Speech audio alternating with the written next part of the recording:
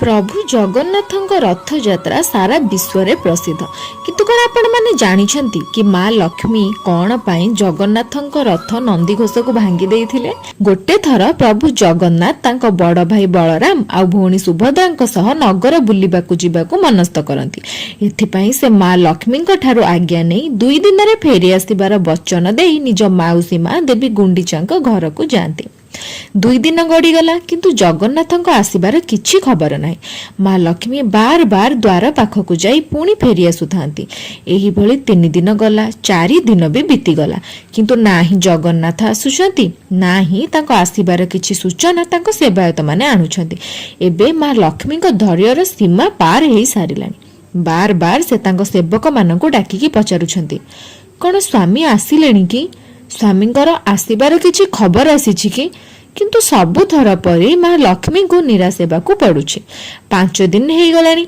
एबे माँ लक्ष्मी को धैर्य क्रोधरे परिणत होई गला। माँ लक्ष्मी कहिले, बास बहुत हेगला, 2 दिन वचन दे 5 दिन हेगला किंतु आसबार कौन सूचना नाही। वचनर कौन किछि मूल्य नाही आ मोर कौन कौन महत्व नहीं तांको जीवन रे। आज मु तांको जणाउछि जे वचन दे ताको पूर्ण न करिबार फल कौन हुए।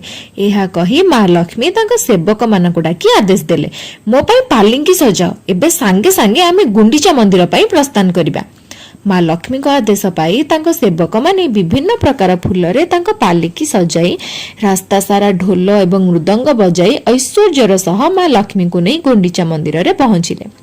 एहा देखि एक सेवक जाई जगन्नाथ को कहिले कि प्रभु माँ लक्ष्मी आसीछंती आ अत्यंत क्रोधरे थिबा परि लागुछंती। एहा सुनी जगन्नाथंकर मने पड़िला तांको वचन कथा जहा से माँ लक्ष्मी को देइथिले। हेले एबे करिबे कौन?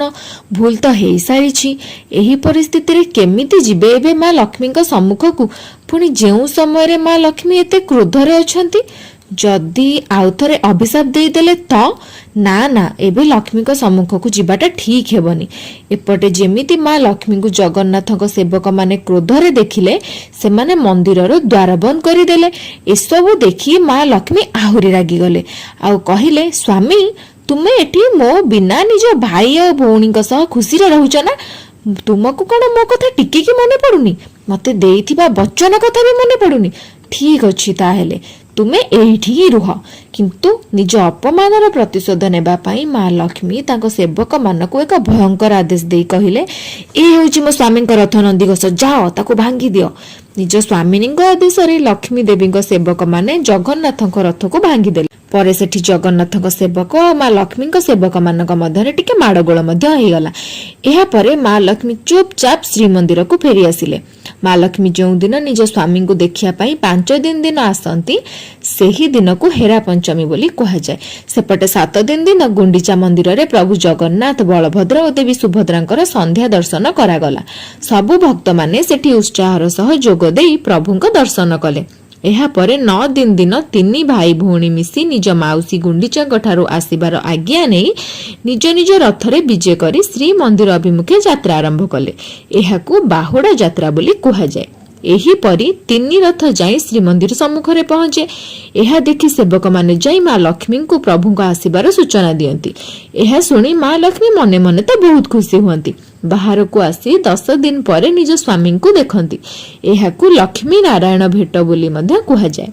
बलदेव आउ देवी सुभद्रा को तो श्रीमंदिर भितर को प्रवेश मिल जाए किंतु लक्ष्मी देवी आदेश रे प्रभु जगन्नाथ को मंदिर भितर को प्रवेश बंद हो जाए। जगन्नाथ हाथ जोड़ी माँ लक्ष्मी को क्षमा मागंती। सेवक माने मध्य मागंती किंतु माँ लक्ष्मी मानती नहीं। एहा परे जगन्नाथ बड़ बड़ रसगोला और एक सुंदर फूलर हार नहीं माँ लक्ष्मी देवी पाखक जाई क्षमा प्रार्थना करती। शेष में माँ लक्ष्मी मानी जाती एवं प्रभु जगन्नाथ श्रीमंदिर द्वार खोली दिया जाए।